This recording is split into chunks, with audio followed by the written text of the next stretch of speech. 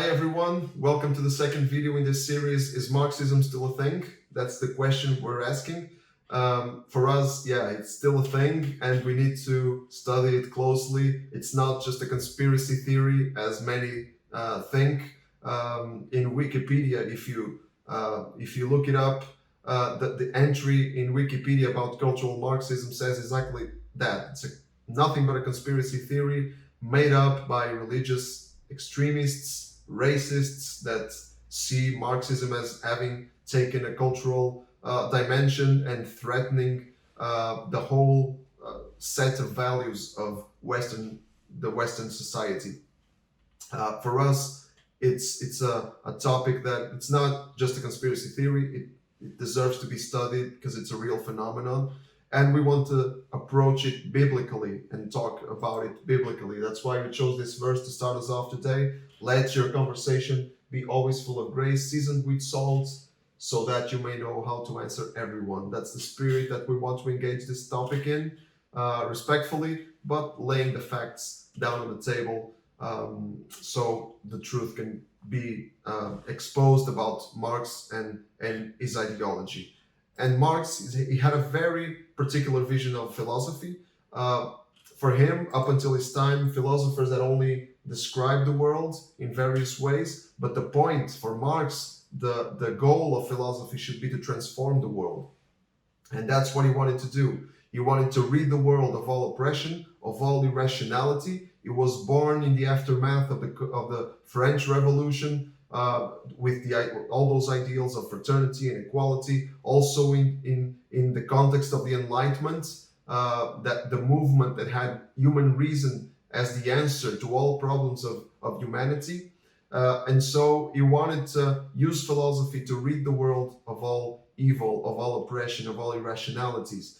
And he elected some targets that for him, that had to be destroyed in order for the perfect society to emerge. The first of those targets is religion.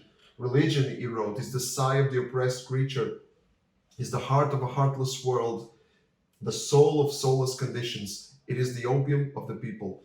For Marx, religion was not so much an evil in itself, it was more of a symptom of the need of the peoples to take refuge in a transcendent entity that would bring them some relief from all the suffering and oppression that they were submitted to by the powerful. So in a perfect society, there would be no place for religion, because in a perfect society, there would be no oppression.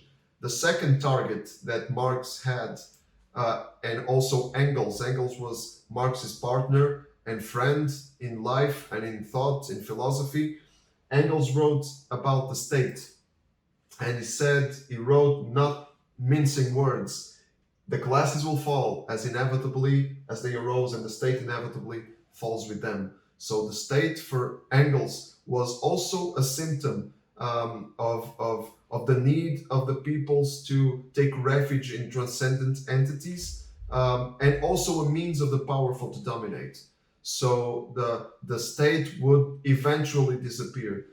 For them, the working class, there were two groups of people, two social classes: the bourgeoisie, the powerful that held the means of production, that held the political power, and the proletariat, the working class, the working masses that had no voice and were oppressed. So for them, the masses, the working masses, the proletariat needed to take power. They needed to install what they call the dictatorship of the proletariat in order to take the powerful out of the picture, but then eventually there would be no need for the state, as the perfect society was created.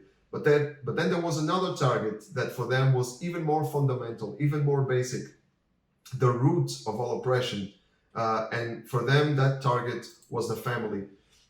For Engels, the family, the modern family, the monogamous family, contains the germ not only of slavery but also of serfdom, because it has from the start a relation to agricultural service. It comes in the context of production. It was always a relationship of convenience, where all oppression started, because that was the context where man, the patriarch, oppressed the woman as the boss. So It was a miniature of all the contrasts that were found in society and the state, that developed into the oppression of the proletariat by the bourgeoisie. And Engels was nothing short of insulting in the way he addressed the family. He wrote, "Marriage is influenced by the class environment of the participants.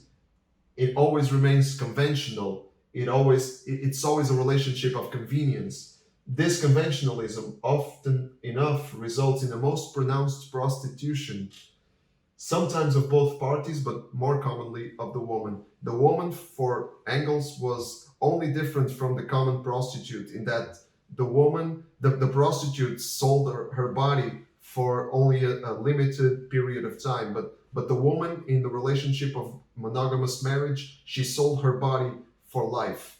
So these were the terms that Marx and Engels used to address the family, and we can see how the traditional Western model of family was something to be eliminated. So in a perfect communist society, there would be no religion, no state, no social classes, and no traditional family.